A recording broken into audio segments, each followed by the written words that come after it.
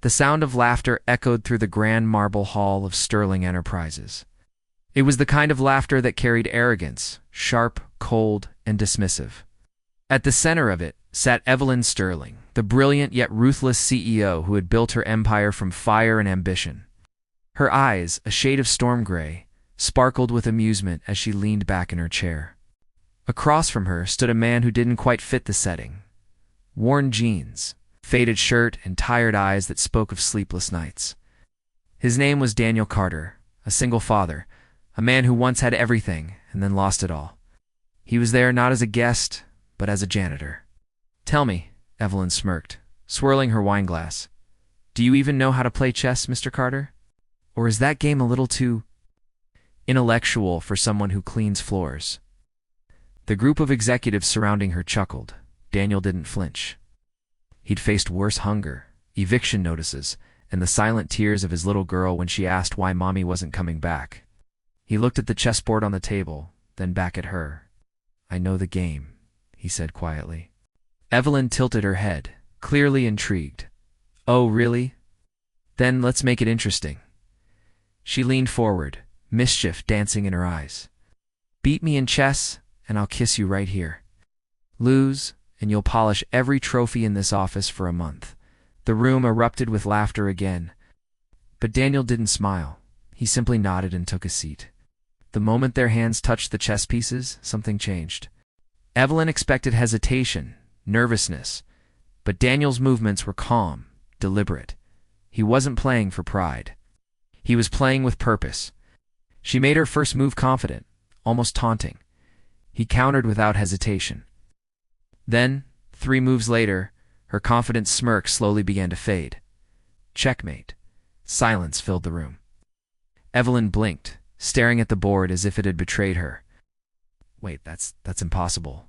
Daniel stood up slowly, pushing the chair back. "Only 3 moves. "It's called the fool's mate. You left your king exposed." The executives were stunned. A janitor had just outplayed their CEO, the woman who prided herself on never losing. Evelyn looked up at him, her pride wounded but her curiosity burning even brighter. "Who are you?" That night, Evelyn couldn't shake the image of the quiet janitor who had dismantled her so effortlessly. She had people on her payroll who could calculate complex data models in seconds, yet this man had seen through her in a game of strategy in mind.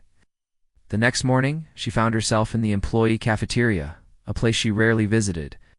Daniel was there, sitting alone with a small lunchbox and a folded napkin. Next to his tray sat a tiny chessboard, and across from him, a little girl with golden brown curls, his daughter Emma. She was teaching him moves, her laughter soft and pure. Evelyn watched from a distance, something warm stirring in her chest. When Emma noticed her, she smiled brightly. "Do you want to play, lady?" Evelyn froze. No one had spoken to her like that in years, not as a CEO, but as a person. I don't know if I'd win," Evelyn said, walking over. Daniel looked up, surprised to see her. "Sterling," he said politely, standing. "Please," she said softly, "call me Evelyn." They played again, but this time it wasn't about winning or losing, it was about connection. As the pieces moved, their conversation unfolded, slow and sincere. Evelyn learned that Daniel had once been a software engineer, a brilliant one, until his wife passed away from cancer. He'd spent everything on her treatment, lost his job, his home, and eventually took whatever work he could to care for Emma. Evelyn listened, her heart tightening with each word. She'd always believed strength meant never showing weakness. But Daniel, he carried his pain with grace. By the time Emma had fallen asleep beside them, Evelyn had stopped pretending to be the untouchable CEO. "You could have been anything," she whispered. "Why? Why stay here cleaning floors?" Daniel smiled faintly.